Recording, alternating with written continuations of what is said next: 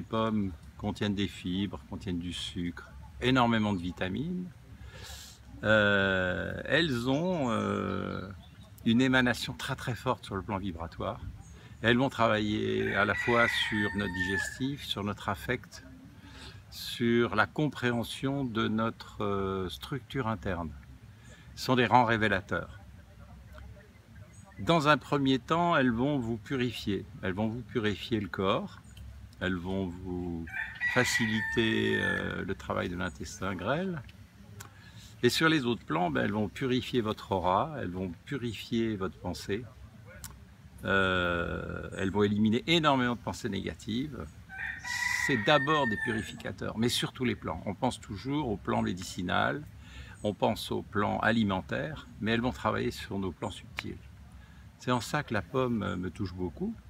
Quand on l'observe d'un peu plus près, si vous coupez une pomme, vous allez voir 5 petites alvéoles qui représentent l'homme parfait. Léonard de Vinci nous l'a dessiné, et une pomme, c'est un homme parfait. Elle est sur le mode 5 comme toutes les plantes de sa famille, la famille des rosacées. Et dans la famille des rosacées, il y a une plante qui fait le pendant à la pomme, c'est la rose. La rose, avec ses parfums, ses émanations, va nous emmener encore plus loin dans les mondes subtils. C'est en ça que la pomme me touche énormément. Elle a pu s'adapter pratiquement à tous nos climats. On va en trouver dans le sud, dans la vallée du Rhône. On en trouve en Normandie. C'est une plante qui est extrêmement docile. Elle a ce pouvoir extraordinaire d'avoir des liens avec d'autres plantes de sa famille. Et la rose est plus dans le parfum, elle est plus dans l'éther, elle est plus dans les plans subtils. Mais il y a un lien entre les deux.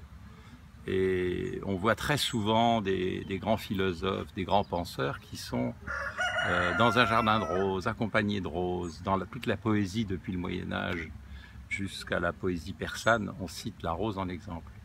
Et le lien entre la pomme et la rose est extraordinaire. On parle beaucoup du fruit défendu. Je ne suis pas convaincu que ce soit la pomme, pas du tout.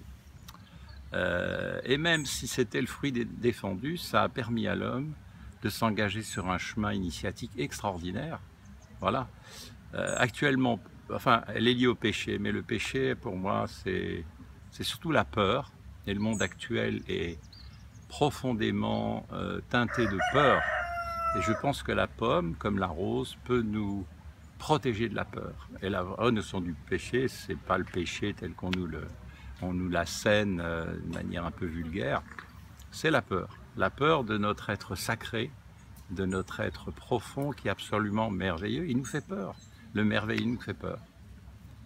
Donc j'aime bien associer la pomme et la rose pour réenchanter notre merveilleux.